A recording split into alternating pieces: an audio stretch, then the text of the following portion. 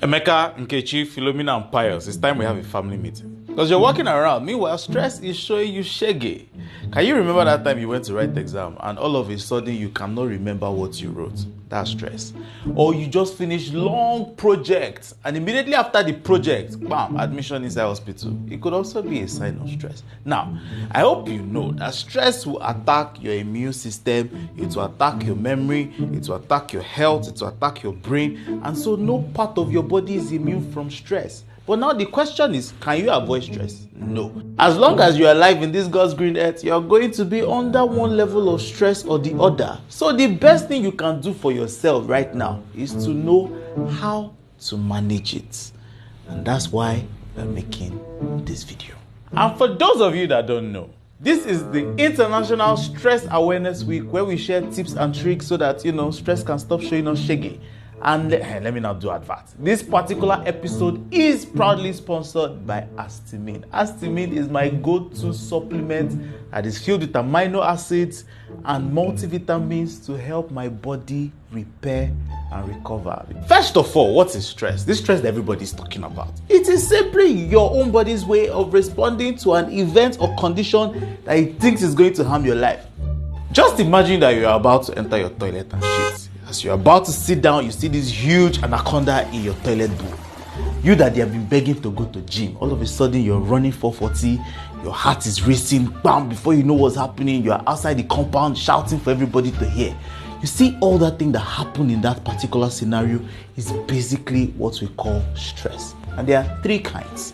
There is acute stress, there is episodic acute stress, and then there is chronic stress. The one you want to avoid is chronic stress. Acute stress can be good sometimes. You just got a new contract, everybody's celebrating with you. It can be a good thing. Or there's just a new deadline now. Good thing. But episodic acute stress is when you're dealing with this acute stress all the time. Your boss is always giving you deadlines. You just finished deadline. There's another deadline, from this deadline to another deadline. And then there is chronic stress. You're probably living with somebody that's stressing your life and just giving you wahala up and down. It's not something you can avoid. You're always there. There's a particular situation on your head that you always have to think about. That's chronic stress. That is the one that really, really affects your health. So now that we have spoken about the types of stress, how do you now know what is triggering it in your life? Number one, Sakpa. And yes, Emeka, I'm talking to you. Number two, relationship problems. Some of you are in people relationships that you probably should not be with. You people are always fighting. Those things are adding to your stress. Number three, it could be a car accident. It could be a natural disaster. Number four, loss of a loved one. Somebody that is close to you just died. That could also be a source of stress. And it's important that you start to identify all these things, because the next thing we need to talk about is how it affects you. Now, we need to sit down, get your popcorn. Let me now explain this one properly. First of all, during stress, there are three main hormones that are secreted: epinephrine, norepinephrine, and cortisol. Epinephrine and norepinephrine are basically hormones that prepare you for fighting or, flying. You want to run or you want to fight. What they do is, they make your muscles tense, they increase your blood pressure, you notice that your heart rate increases, the things you could not do before, you always want to do it. That's why you notice that Lagos drivers are always ready to fight, fight or flight hormone. Now, the major hormone in stress that you should be careful about is the hormone we call cortisol. Cortisol is the problem. Now, cortisol basically normally will go to your body system, remove all the glucose so that your body can have energy to fight. But if it's too much, what happens is that cortisol starts to increase your appetite. You notice that you start reaching for dense calorie foods, pizza, junk, meat pie, so that you can have, soda. All of you asking for soda in traffic. I'm looking at you people. Soda, you're just reaching for those sugary foods so that your body can replenish its energy. It can also lead to weight gain or metabolic syndromes, so that you know. Number two is that because cortisol understands that your body is in, emergency mode, what does it do? It looks at things like immunity, digestion, and kick it to the backyard. They are not important. Let's deal with this emergency first. You notice that you begin to fall sick faster. Your body is not digesting food properly. You're having butterflies in your stomach. And then last but not the least, when you now look at your blood vessel, inside your blood vessel, cortisol can affect the inner lining. And then when it affects the inner lining, if you have something called atherosclerosis, it can block certain important blood vessels in your heart and either lead to a stroke or a heart attack. So, my dear, these are just a few of the things that stress can do to you.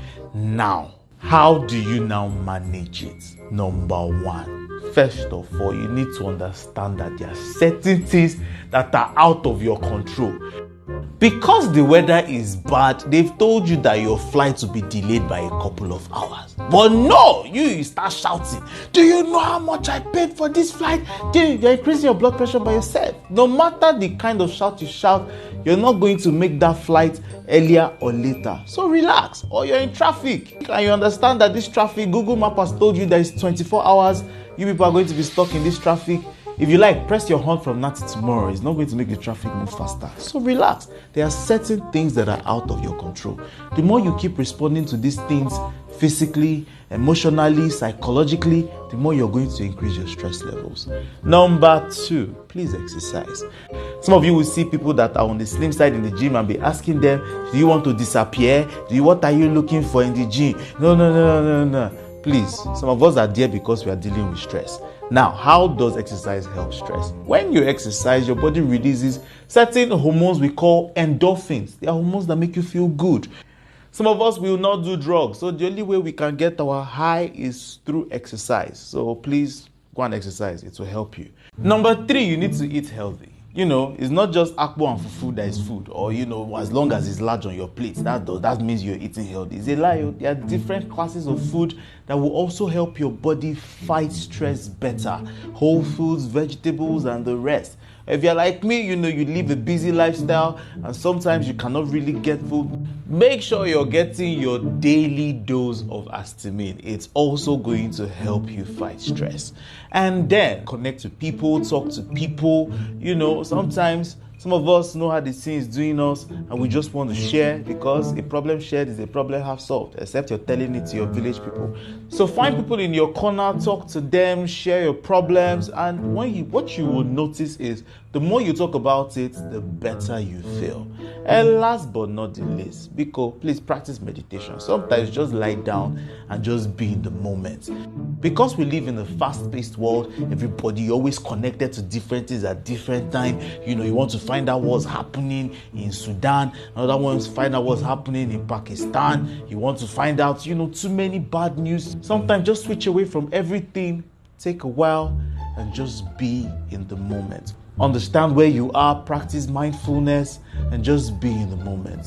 Please, the world is not running away. It's still going to be here when you come back. And I hope that with these few points of mine, I've been able to convince you and not confuse you that if you don't handle stress, stress will handle you.